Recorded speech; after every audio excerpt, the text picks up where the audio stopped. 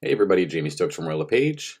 Today's video I'm going to do on the CBC Marketplace, this story that came out last week in regards to mortgage fraud. I don't know what's up with CBC. I know it's their CBC Marketplace. That's what they do, is they find things, and they're kind of like whistleblowers, which I think is a positive thing for sure. I would like to bring up a few points. First of all, anybody that I know that's in real estate, if you came to me with, $10 or $20,000 cash and said to me that you were looking for a fraudulent mortgage, I couldn't even help you out. I don't know a single mortgage agent. I know a lot of mortgage agents. You can check me out on Facebook or Instagram, whatever, and you can check out the people who I have on there for mortgage agents, or talk to my past clients, people who I recommend for mortgages. The first thing I'd like to point out is that as a realtor, I have never in my entire real estate career touched a single T4 from one of my clients in regards to helping them secure a mortgage. I'm not a mortgage broker. I don't work for a mortgage company. I have absolutely no interest in doing so. If I have somebody that needs a mortgage, I will send them straight to a mortgage broker. And the reason I send them to a mortgage broker rather than a bank is because banks often hold up deals. They take a lot of time processing paperwork and researching things. I want to say that a mortgage broker, similar to me, they don't get paid unless they close mortgage deals. So it's in their best interest to work to get the deal done in order to get paid. I mean, otherwise they're working for free. It's not like they make a base salary and then the rest, every mortgage that they do is a bonus or something like this, as opposed to somebody who works for a bank. My understanding is they don't make any sort of additional income based on more mortgages that they process.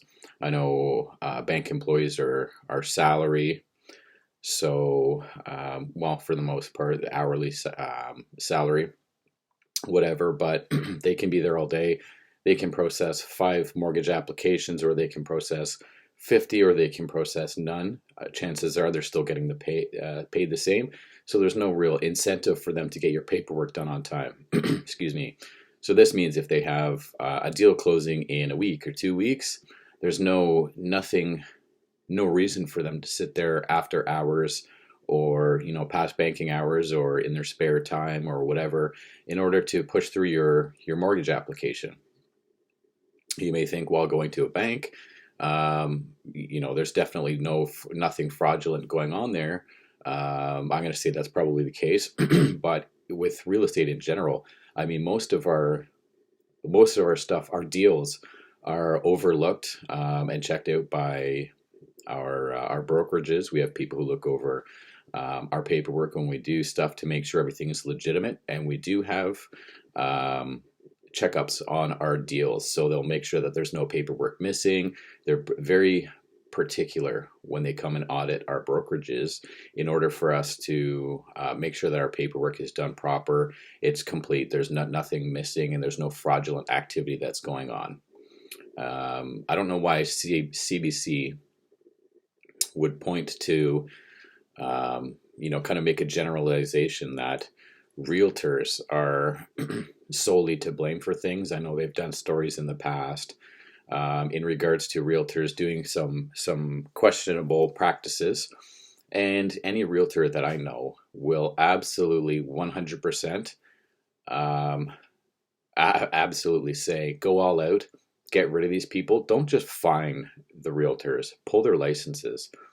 If they're making a commission of, say, $15,000 or $20,000, which is a pretty good commission, and you're giving them a $5,000 or $10,000 fine, they're still walking away with like $10,000, $15,000, $5,000, whatever. So if this is the case, where's the incentive to punish them? I mean, it's not really a punishment if they're still making money off of a deal, and you're only taxing them or fining them $5,000 or $10,000. You need to make it so that it's not profitable for them to be in real estate if they're doing fraudulent activities. And no realtor that I know wants this type of business going on. If you're good at your job, if you truly care about the people that you represent, you're not going to have any problems in real estate, because their best interests are also your best interests. So I can honestly say that in real estate, word of mouth is huge. We have online reviews and things like this now. We have complaints process, all kinds of things. So if you don't treat your clients right, you're not going to last in the business. It's that simple. There's no good way to do real estate fraudulently and be able to stay in the business. Now, CBC did a story, I think a couple years ago, talking about agents who were doing under the table deals, which is similar to this mortgage fraud that's going on. I have a few questions. So CBC's first story that was a couple years ago in regards to agents taking fees or charging fees in order to close deals, disclosing the amount that it would take for a prospective buyer in order to secure this property to buy it, and taking kickbacks for it. Obviously, we're not allowed to do that. We're not supposed to disclose what the prices are. Yes, it goes on. It goes on MLS after it's sold, when there's no conditions left to fulfill, things like this. But as a realtor, I don't handle any paperwork whatsoever in regards to mortgages. The only time that I might see a T4, which is quite rare now, is if I do rentals. The landlord might want to see a T4 or something like this, or request to see a T4 or pay stubs to make sure that the prospective tenant for their property is actually able to afford the said property that they're applying for, which makes sense. I mean, if you have a tenant that wants to come in there, you want to make sure that they can afford their car payments, their gas, food, utilities, and the rent, and whatever else they have payments on. Naturally, it makes sense. Anybody who wants to have a successful tenant landlord relationship and make sure that there's no issues is going to want to make sure that they can actually afford the place. I mean, it's pretty obvious. And if you say otherwise, you're lying. So any realtor, for the most part, we're not handling mortgages. I have absolutely nothing to do with mortgages, and I can say that the huge majority of realtors are the same. We don't touch mortgages. I'm not a mortgage agent. Why would I have anything to do with a mortgage? If I have somebody who needs a mortgage, CBC is saying that realtors are offering to manipulate paperwork, T4s and things like this, in order to help their clients buy a property if they don't qualify. And, if they're taking a fee for manipulating paperwork, well, it's up to the lending company as well as the mortgage agent to do their due diligence, just like it's my obligation to do my due diligence when I have a property that I'm representing clients to buy or sell. I have to make sure that they are who they say they are, that they make the income that they make. For example, if they want to rent, I have to make sure before I take them out to view properties, I'm going to vet them and make sure that they can actually afford properties that they're looking at. I might call their mortgage broker or call the bank and talk to somebody.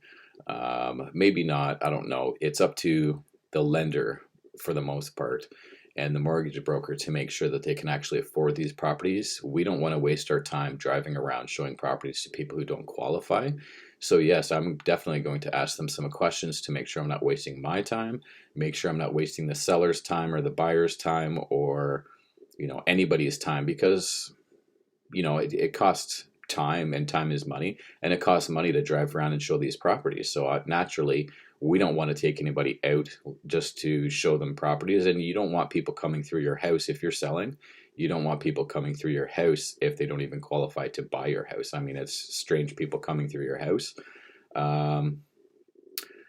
So I would also like to know, they're doing these, CBC is doing this investigation, and don't get me wrong, I think it's a good thing to hold people accountable and to make sure that everybody's following the rules like they're supposed to. Obviously, if there's a lot of fraudulent things going on, like I've had people come into an open house of mine in the past.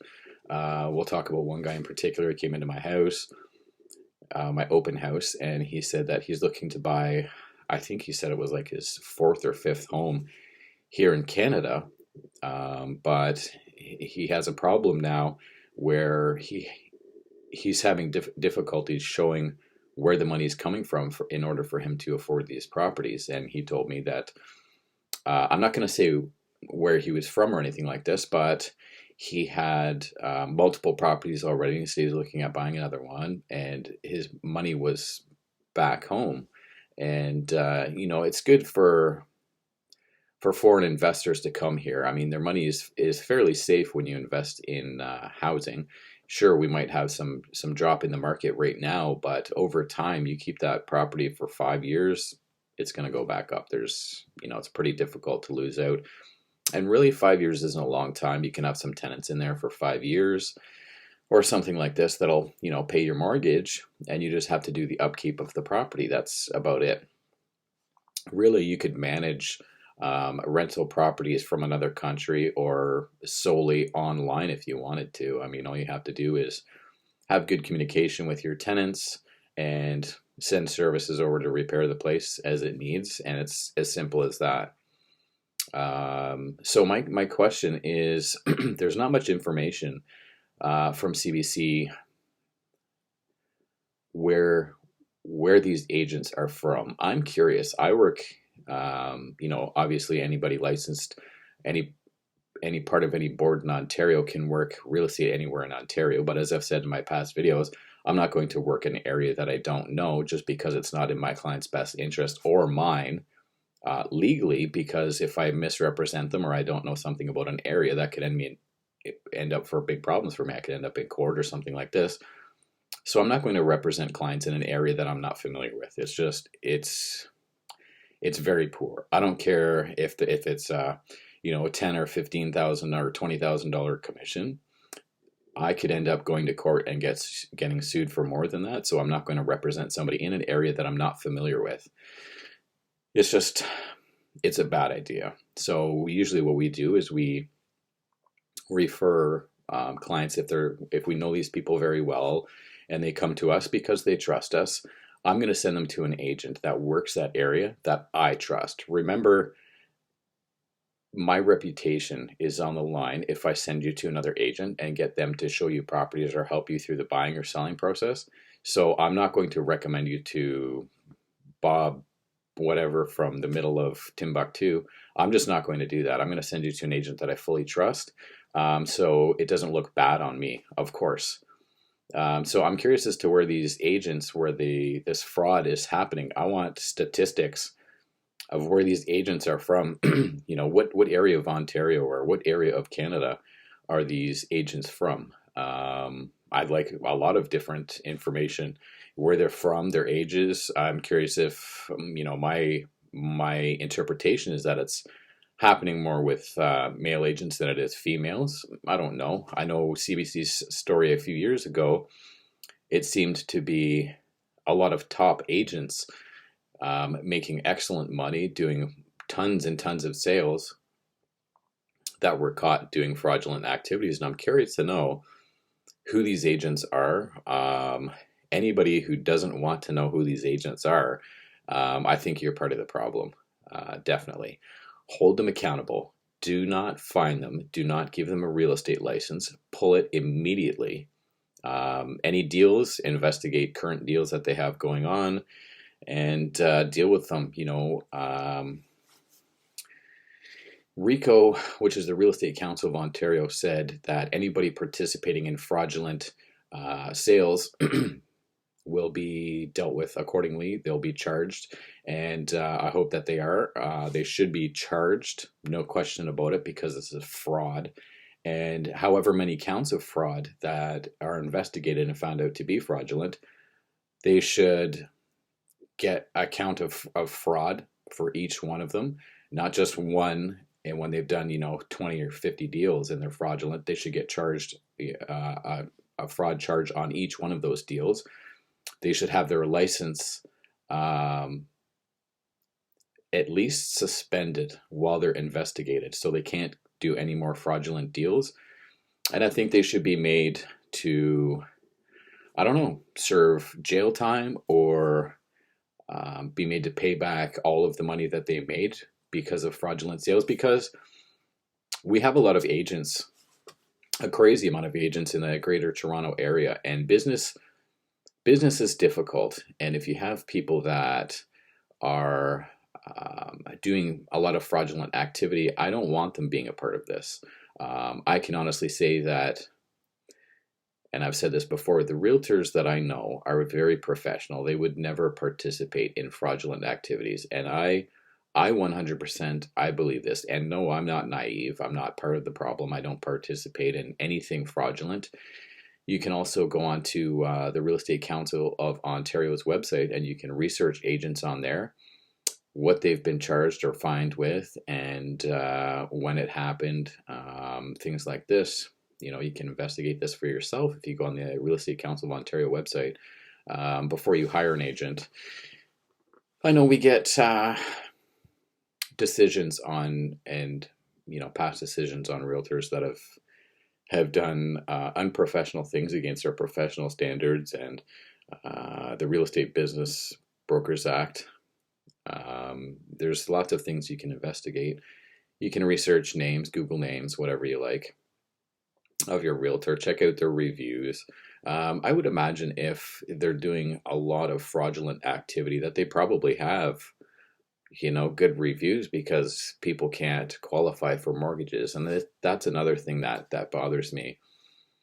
You have a lot of honest people out there who are working very hard, trying to earn a living, and they want the Canadian dream. They want to own their own house, and this is just making it harder for them because it's driving house prices up. More people are able to afford to buy a house because of fraud, and it's making it more difficult for people to buy their first home, for example. So I think anybody participating in this, it reminds me of something my dad said years ago. I chat with my dad still every day. He's pushing 70 now, and I still talk to him on a daily basis and visit him probably 2-3 times a week anyways. So he said to me years ago, because we were not talking about this specifically, real estate fraud or mortgage fraud, we were talking about something else that was fraudulent. I think it had to do with like stocks or something like that probably. And he said, everything is fine as long as everybody's making money. And really, there is some truth to that. The only time that there's a problem is when somebody loses out and, brings this issue up. So I don't know if somebody lost money, if somebody lost on a deal, or somebody was angry about something, but that seems to be the only time that somebody brings up issues, is when somebody's not making money. As long as all the mortgage brokers, all the realtors and the banks are making money, everything is peachy. But once somebody starts losing money, that's when it becomes a problem. It's always about money, and it's always about somebody losing out. If everybody's making money, everybody's happy. The instant somebody stops making money, that's when the problems come up. The whistleblowers come out, or things become an issue. As long as everybody's making money and the deals are going smoothly, everybody's okay. I'm not really sure what else to say. I mean, mortgage fraud, it's obviously a problem. The amount of applications that are coming in that I read for mortgage fraud, I think it was like 67% or something like that, or 76. No, I think it was 76%. Is crazy, but I know it's happening. I don't have anything to do with mortgage fraud. I don't submit any of my clients' documents to mortgage brokers or the banks or anything like this. I steer absolutely 100% clear of it. As I've said in my past videos, I'm not a mortgage broker. So to put the term properly, I stay in my own lane. I'm a professional sales representative. I represent people to buy and sell houses. If you want to know, questions on buying and selling process, no problem. If you have questions about a specific property, no problem. That's what I do. I help you buy or sell your house. Mostly sell. I represent more sellers than I do buyers. But I have nothing, absolutely nothing to do with mortgages. Typically, when people come to you and they want to buy a house or sell a house, they already have a mortgage person. Most people seem to deal with banks. I typically refer them to mortgage brokers, just because I'm more familiar with mortgage brokers, and I know mortgage brokers will, especially under time constraints, they'll work much faster and much harder to make sure that your deal is done. Now, by saying that, I'm not going to, don't mistake that for they're going to do whatever they can to make the deal close, whether it's fraudulent or not, because I can promise you that that's not the case. I will absolutely not participate in any form of fraud whatsoever. The agents and the mortgage brokers and professionals, or professionals that claim to be professionals and are participating in this sort of behavior, it's very short-sighted. Anything that's fraudulent or makes you quick money, it's very, very short-sighted, because this stuff is going to catch up to you eventually. You may get away with it for a couple months or a couple of years. Eventually, you're going to get found out. You're going to get caught. And any realtor that I know is very professional, and they'll tell you flat out, we don't want people in this business. Look at what CBC is doing. Canadian Broadcasting Corporation. They're making all realtors, they're painting with the same brush, saying that, a very large percentage of us are participating in fraud. That's a joke. That's absolutely not the case. I can tell you, as a sales representative, sales professional for houses, I have absolutely nothing to do with mortgages. If I have nothing to do with mortgages, there's no way for me to participate in mortgage fraud. I'm not going to bash CBC for coming out and doing this. I absolutely commend them for doing it. Anybody who doesn't like the fact that CBC has done several investigations now on realtors, I really like it, because I have a few issues with it, but I like it because it keeps people accountable. It brings up the problems. I absolutely know that there's mortgage fraud going on out there. When you have guys that tell you that they're a warehouse cleaner or something like that in the GTA or just outside the GTA, and these guys own 2-3 houses, there's obviously a problem, because they're not making enough money to qualify for it.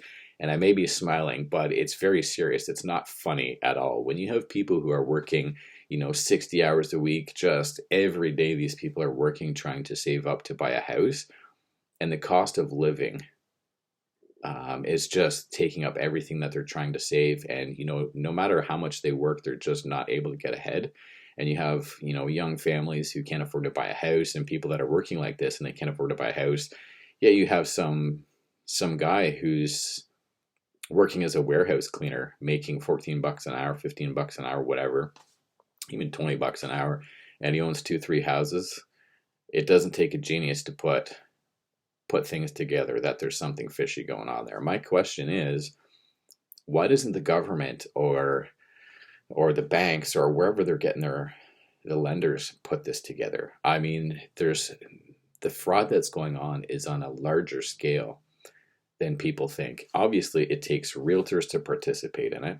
It takes mortgage agents to participate in it. Mortgage agents, I'm not going to say banks necessarily, because they're a lot pickier than mortgage brokers may be. Mortgage brokers have more sources where they can get lenders from. They have ABC lenders and private loans and all kinds of different things that they can do that the bank doesn't want to take on more risk. So when you go to a mortgage broker, you might be paying a little bit more. You could be paying less depending on your credit and depending on your risk assessment for getting a mortgage. So sorry, this is a long video, but I think some of this information is kind of important. If you've got good credit, you're going to pay less for anything that you do. Credit cards, car loans, mortgages, all kinds of things, because you're less risk to them. So mortgage brokers have, a lot more ways to get money, and it's not fraudulent. It's all proper. I know some mortgage Some mortgage brokers, you can actually give them money for them to lend out, and it's all legitimate. There's nothing fraudulent about it whatsoever, and you make money off of that. It's no different than the bank. The bank is actually, in my opinion, is much worse. I don't care for banks at all, just because of the way that the whole banking system is set up. In my opinion, the whole banking system is a fraud. I mean, trying to, you need a bank account to get paid. Everything now, I mean, there's a lot of places that don't even take cash.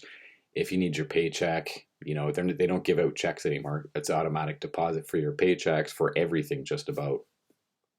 So you need a bank account. You have to pay monthly fees to your bank. Otherwise, you need a certain amount of money in there. For example, if I don't want to pay a monthly fee on one of my bank accounts, I have several free bank accounts, but I also have a regular bank account. And in order for me not to pay monthly banking fees there, I have to keep at least $4,000 in my bank account so that I don't have to get charged the monthly fees that you pay, which is, I don't know, $16.95 or $20.95 or whatever it is. I have no idea.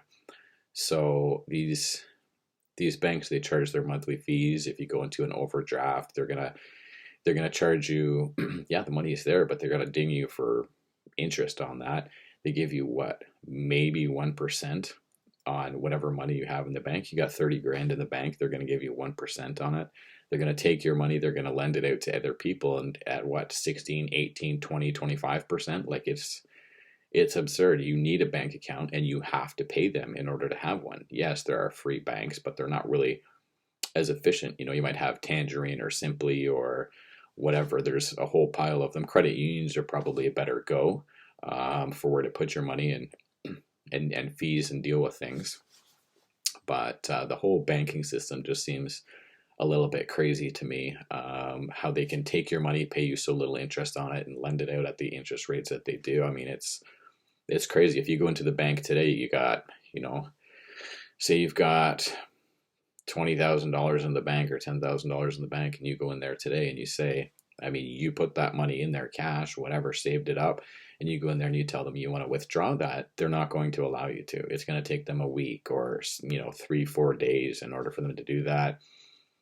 I can tell you most banks do have that cash on hand, just because I actually used to work for the armored car company, so I used to bring them their cash, their big bags of cash, and take out all the money from the bank machines and all the money from their safes and things like this. So I can tell you that most banks will have that money on hand. I mean, it's not rocket science. Anybody can figure that out anyways. The amount of money that they deal with going in and out, it's obviously going to be there. You know, if everybody withdraws large sums of cash, they're not going to have it on hand though. But I just find it interesting where you have money that you have to have an account for, just because of the way that everything is set up, payments, paychecks, all kinds of things. So you have to have a bank account, and you're told like a little kid when you can withdraw your money, and that you have to pay them in order to keep your money in the bank. I mean, the whole thing is just crazy. Anyways, back to mortgage fraud. I think it's a bigger problem, and I'm actually going to thank CBC for. There might be some agents that really dislike it. I'll tell you, I don't mind that CBC has brought this to attention. I think this is a fantastic thing, because I think CBC has called everybody out on it. So congrats, thank you CBC. I'm sure everybody knows that it's happening. I'm kind of surprised at the rate at which it's happening. I can't lie. I mean, it's the amount that CBC claims to be the amount of mortgage applications that are fraudulent that are coming in is like nearly 70% or something like that. That's nuts. That is absolutely good. It pretty much blows my mind. I mean, I wasn't really expecting that. But thank you, CBC, for bringing that up. Now, my questions are, where are these frauds taking place? I've read in the past, you know, the most fraudulent, the place in the world that has the most mortgage fraud is actually a city in Canada. But I'm not going to say it because I'm curious. I would like somebody else to bring it up. And it's not going to be a shocker. I can't prove that it's true. I don't know if it is true. It's just something that I read. So I don't have firsthand knowledge of it, just something that I read because I try and keep up to mortgage fraud and things like this that happens. Obviously, I must not be doing a very good job because the rate at which fraudulent mortgage applications are coming in is a shocker to me. I'm surprised by it. At the same time, I'm not really surprised because I know that it happens. I just didn't think it was happening to such a high percentage of mortgage applications coming in being fraudulent. It's crazy to me. Um, Now that it's been exposed, and I'm thanking CBC for bringing this out, there might be some agents that are angry about it. And my only issue with CBC bringing this out is that every time, like, somebody at CBC must be really pissed with realtors. You know, they had a bad experience or something, because every time there's something in regards to housing coming out, even if it's has nothing really to do with real estate agents, CBC is like, oh, all real estate agents are taking part in this fraud. And yeah, I'm saying it's happening on a grand scale. And I don't care if they paint me with the same brush it's being fraudulent or not. I'm not fraudulent. I've never had any issues in the like 8 years or whatever that I've been doing real estate. I've never once had one professional complaint or any issues whatsoever when I've done real estate because I keep my nose clean. It's not worth it. I talked about, fraud being very short-sighted and earlier in the video. You're always going to get caught for it. Now, the money that you can make over time doing real estate legitimately, is it really worth it to make a few $1,000s here and there doing fraudulent mortgages or fraudulent real estate? Absolutely not. I would 100 times over rather make a tad less money or a little bit less money over a longer period of time than risk my real estate license and getting charged with fraud and all this stuff. And on top of that, any of my clients will tell you it's just not in my nature. I'll sit down with you for hours and talk about real estate, any subject you want, in person, over the phone. I don't care. I have no issues doing it. I love real estate, and it's just not worth it to take part in anything that's fraudulent or goes against our professional standards or our Real Estate Business Brokers Act, Real Estate Council of Ontario, anything like this. It's just not worth it. This is huge, huge purchases in people's lives, and you can't mess with that. I mean, you can really, really ruin somebody's life by not representing them properly. So you need to take as a realtor, you really need, and mortgage person, banks, whatever, we're in a position where if we don't do our jobs properly, it can really mess with people, and we can't do this. This is people's livelihoods and people's lives. When we're spying or helping them buy or sell properties, we need to take it as serious as a heart attack. Like, it's not a game. It's not a joke. There's nothing funny about it. I take my job very serious and my clients very serious. I would never put their jobs or the money that's invested in real estate. I would never put any of this at stake ever. It's not worth it. I don't care. You want to offer me 50,000, 100,000, I still wouldn't take it. I wouldn't do it. It's not worth it. Everything that you do that's fraudulent will eventually come around to bite you in the ass. Mark my words.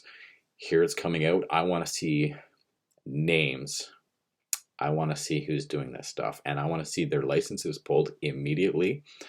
I want to see them get fined, and I want to see them serve jail time just like any common criminal. Because that's what this is. It's criminal behavior and it's criminal acts. So I want to see people be held accountable for it. Now, the powers that be, I'm not going to mention them in my videos, but we all know who's responsible for making people pay for their crimes, and that's what these are. They're fraudulent activities or crimes. And on the scale that they are, there was a brokerage mentioned. And I do know the brokerage. I believe I've done deals with them in the past, and I can say that it's not anything that I've done with them has been legitimate. It's not all agents at a brokerage. You've got a few bad apples in every industry, probably every brokerage. I don't know. When I speak for my brokerage that I'm with, I could easily leave my brokerage. I could up and quit tomorrow.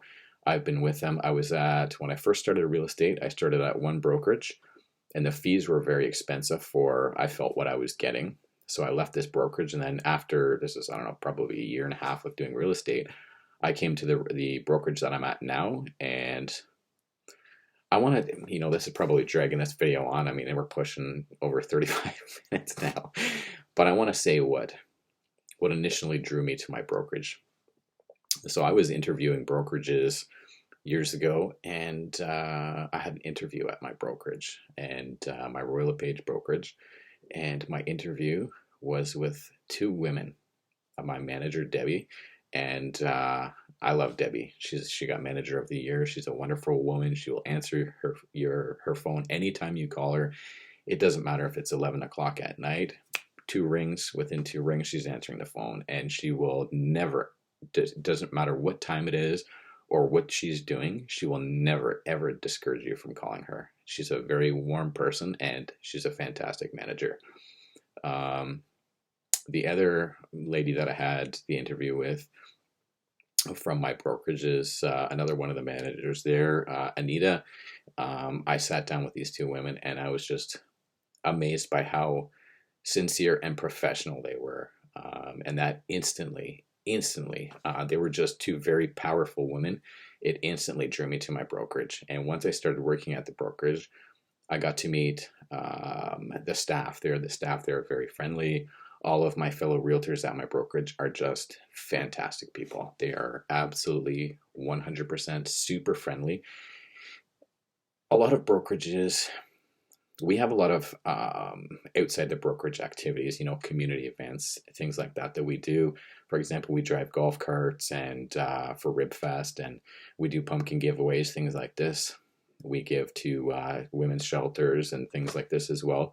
And sitting down with these two women managers for my brokerage for my interview I was amazed at how professional, and they actually came off like super, super powerful to me. And after the meeting, I was like, I want to work with these women. I want to work for them. Like, I was really impressed. They were wonderful people. And, I wouldn't want to intentionally change my work relationship with either of them or anybody at my brokerage, really.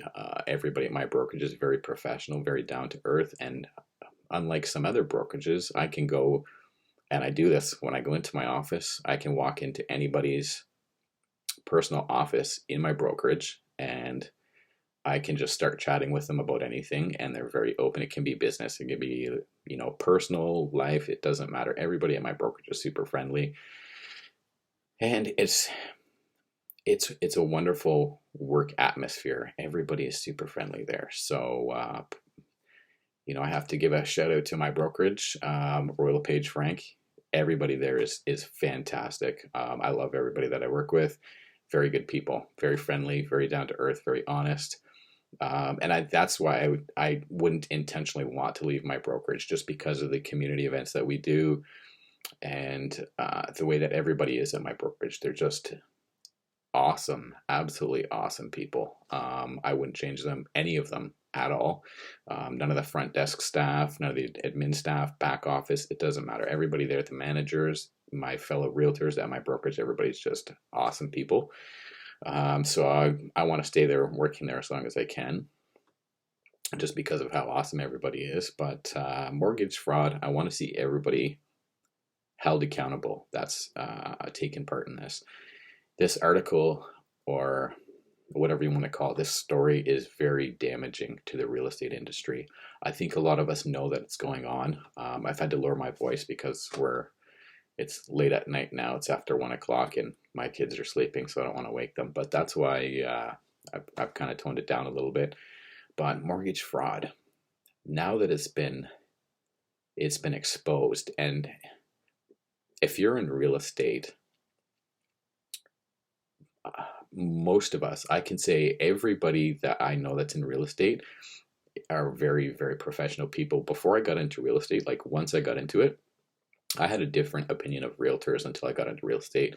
And I I was kind of mind blown because there's a lot of misconceptions about real estate agents, and the professionalism that I've seen from people that I've done business with. I've had a few, I'm not going to call them bad deals or anything like this, but I would have preferred things to have gone maybe a little bit nicer or something like that. I've had realtors say some interesting things to me that I don't think are very professional. I've been called names a couple of times because their deal wasn't the highest one, or the one that the seller didn't choose their offer. It might have been based on conditions or price or something like this, but I got accused, and it happens in business. We can't take it personal. I don't really care. It's not my property. If you want to make judgments because your deal wasn't chosen by the seller, which has absolutely nothing to do with me. The seller can take the highest offer, the one with the most conditions, the lowest offer. It doesn't matter. It's up to the seller. But as a whole, I would say realtors are, the ones that I've done business with, or the ones that I keep contact with or keep communication with, are very, very honest, down to earth people. Some of them are super, super intelligent when it comes to real estate law, and you can tell. I mean, the good realtors that are going to last in the business and who have lasted in the business for as long as they have, I'm talking 20, 30, 40, 50. I know realtors who have been in the business for over 50 years. Like, it is crazy. They're fantastic people. If your realtor invests in themselves, they're in it for the long haul by paying out of pocket for additional courses. I'm not talking about the courses that we're required to take in order to upkeep our real estate license. I'm talking about the stuff that they pay for because they want to learn extra. They want to be very knowledgeable and very good at what they do.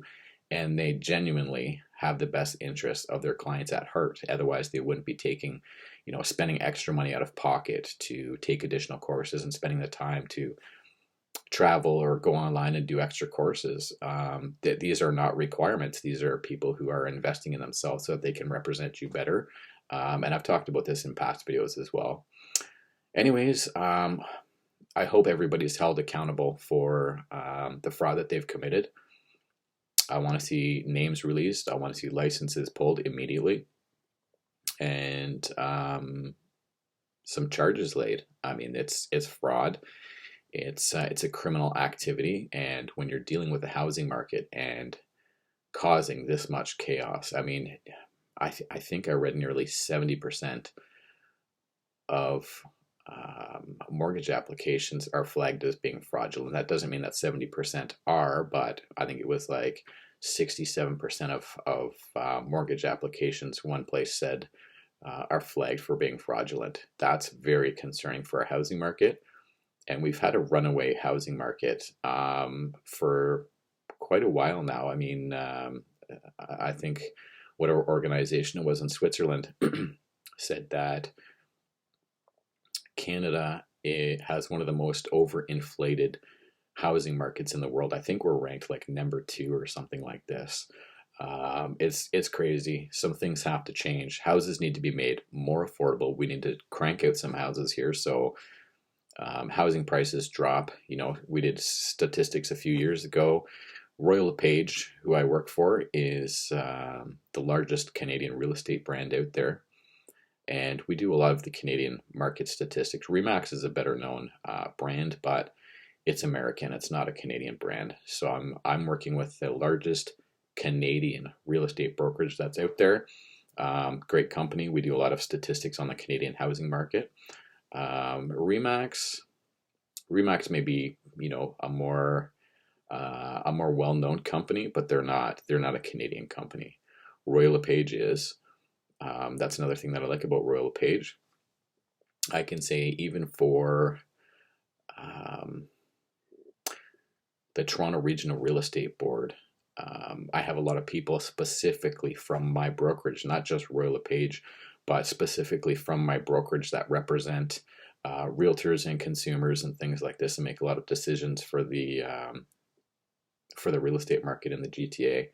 So I'm very proud to work for the brokerage that I do. I would bet my career that nobody from my brokerage would take part in fraudulent activity. I have that much respect for them that I would say that. Um, so I want to see what happens out of this now that the cat's out of the bag. Let's see how it's dealt with. The powers that be, you know what you need to do. Restore the trust between the public and realtors, because things aren't looking very good right now. And we had, like I said already, CBC came out and did a thing about some other top agents who are doing a lot of fraudulent activity as well, taking kickbacks and stuff like this. So I want to see everybody that's accountable. I don't care if the police need to subpoena records from CBC or something like this. I want to see those who are being that fraudulent. I want to see them held accountable. Absolutely, because I don't like what these realtors have done. I want them out of the business, kick them out, charge them, throw them in jail for all I care. It's not, you've broken the trust between the public and ruined things for the rest of us. You have absolutely no place in real estate if this is what you're doing. You're breaking your code of ethics, your Real Estate and Business Brokers Act, all kinds of things, and you're breaking the law. So I want to see whoever's taking part in this kicked out, and I want to see their names published. Absolutely. I have nothing to be concerned about myself. If there's realtors that don't want to see this, it's because you guys are guilty, and I want to see it. So let's see some names. Let's see some charges. I want to see the police investigate this. I want to see RICO investigate this. I want to see this stuff really found out, and I want to see the trust between the public and realtors brought out, and the powers that be showing the public that they sincerely care, more than their dues or whatever money that they're making out of things, that they care about their relationship, that realtors, the professional ones, are the only ones left, and that they can be trusted.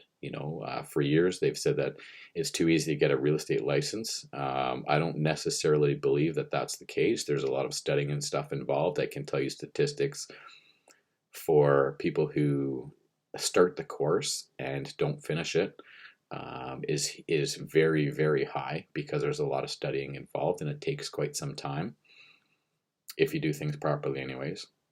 So I want to see trust restored and everybody held accountable. And I think that's about the end of the video here. It's been almost 48 minutes. So if you've made it this far, that's amazing. These are just my thoughts on things. If you have any real estate questions or any comments, anything like this, keep it tasteful, please. I try my best to keep things tasteful, and I'm open to listening to others' opinions. I'm not going to like it if you say that all realtors are fraudulent or something like this, because I've worked very hard to keep my nose clean and to represent my clients fairly, professionally, and deal with them how I would like to be dealt with, and how I would like to be treated in general in life. This is how I treat everybody, how I would like to be treated. So don't paint me with the same brush as fraudulent realtors, because I've worked very hard not to give anybody the impression that I'm fraudulent or I don't have their best interest in mind. I don't care if you want to say that I'm only caring about a commission check. That's totally not true. If you speak to any of my clients, they'll tell you that, commission check isn't the first thing on my mind. I worked very hard to make sure that I represent my clients to the best of my abilities, which I'm required to do. I've taken extra courses, paid for out of pocket, and used extra time in order to learn more and gain more knowledge in real estate so I can represent my clients better. And I feel that's a question that you should ask a realtor when you're interviewing them, looking for a realtor. Anyways, if you have any additional tasteful comments, you want me to speak about a specific real estate subject, I love to hear different opinions, and as long as they're respectful, and you can have a calm, rational conversation, I'm definitely open to listening and understanding different points of view. I think this is a huge part of real estate. I'm not going to sit down with you and tell you how things are. I'm here to listen and work with you to achieve your goals. If you have any additional questions or comments, or something that you want me to do a real estate video about, please reach out. My telephone number is 289-927-5991, and my email is jamiestokesrealestate@gmail.com. You can look me up on Facebook, YouTube. I've got YouTube videos as well, which is where this is going to go. Instagram, all that good stuff. So if you want to check me out, Jamie Stokes Real Estate, give me a call and ask any questions that you like. I'm very down to earth and I love to talk about real estate. So anytime you're feeling like you have questions, reach out to me and I'll be happy to answer them, or I'll do a video for you. Take care for now. I'll see you in my next video.